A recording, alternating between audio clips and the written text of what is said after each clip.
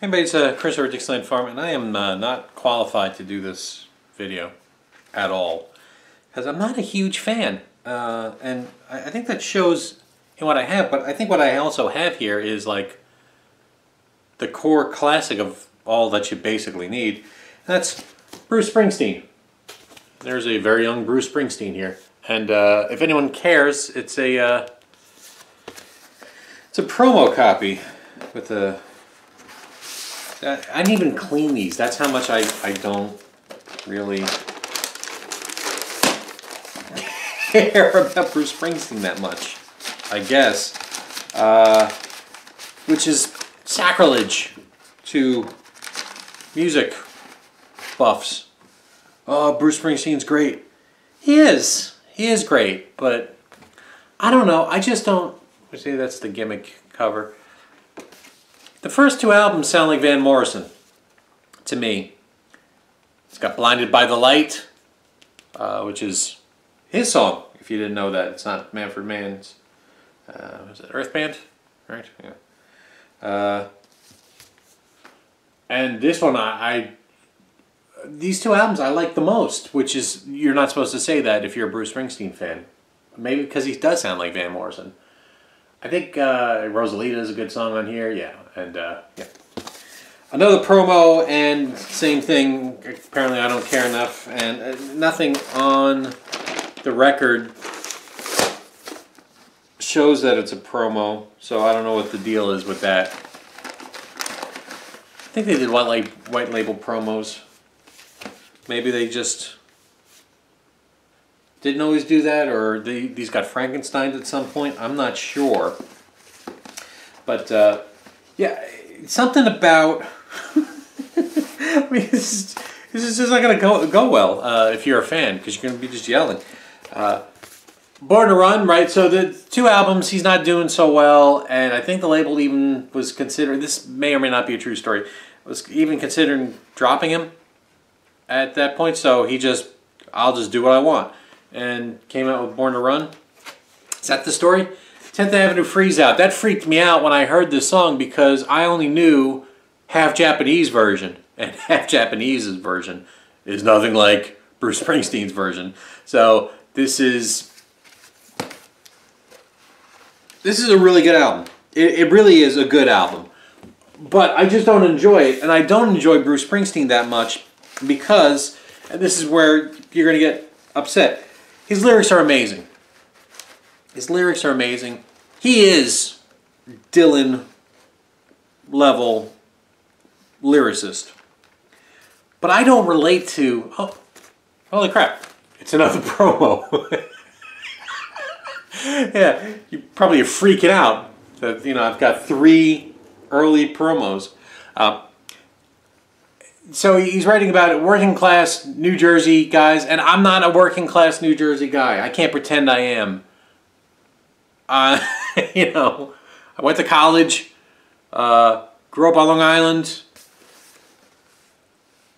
All my friends were lower upper class, while I, if anything, the working class of me was, we were just straight middle class, opposed to like doctors and lawyers of my friends because of the area I grew up in. So I grew up in the slightly less area, but not this. And I don't get drinking beer and jumping on a motorcycle personally. So that's why it's a promo copy of Darkness on the Edge of Town. So I don't wear a wife beater. Oh, that's not a good term anymore. That's what we used to call them when I was growing up. Yeah. So I don't relate. I don't relate to the characters that he's writing. I'm not saying that the music isn't good. It's very good. I'm not saying his lyrics aren't good. They're very good.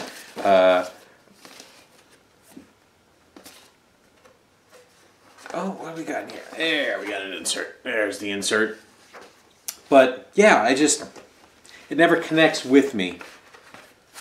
But I do have what's known as the classic albums like The River, which I remember this being his really greatest album. If you're a Bruce Springsteen fan, this is the one you say, oh, I really like The River, or I really like Nebraska.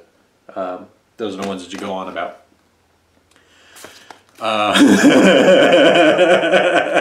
It's a promo copy. It's gold stamp promo copy. I'm sorry for you huge fans. Yeah, so this is right. The fact that Steven Van Zandt and Max Weinberg are on these albums are more like the thing for me. You know, it's like, oh wow. All right, so no, what's not a promo? Why are you showing it? Yeah, so Nebraska. So this was the album that was recorded on his 4-track cassette, and if I remember, he actually hated the song so much he threw it into a lake. But then they pulled it out of the lake, and then they're like, nah, we're just gonna release it just like that. So this was recorded on a Tascam 4-track recorder, and then of course this is the well-known Behemoth, and this is where it ends for me. I don't care from that point on. Everyone will go on about Tunnel of Love or even his later stuff, but I'm already so uninterested that I'm not going any further. So yeah, and this has like a crap load of hits. So even if you've never heard this song, you already know half the songs on this album. And pretty much why I guess I stopped here with this box set. This box set was everywhere. You could find it for nothing. And then, yeah. Not a promo copy, no. So this is, Bruce Springsteen is known for being a live artist, as you probably know. So this has basically everything. And man does 3-hour concerts. It's got this great book.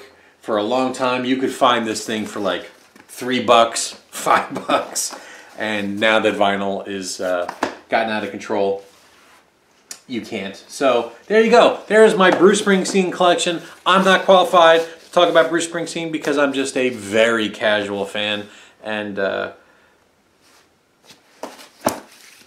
all of these albums I like. I don't listen to them. I'm not interested. I recognize the talent, but I just keep thinking one day I will change, and then these will grab me, but hasn't happened yet. Getting closer to 50 every day, and yeah. There you go. I'm sure John the Digital Gramophone has plenty to say bad about me. Dixieland Farm, everybody. Take care.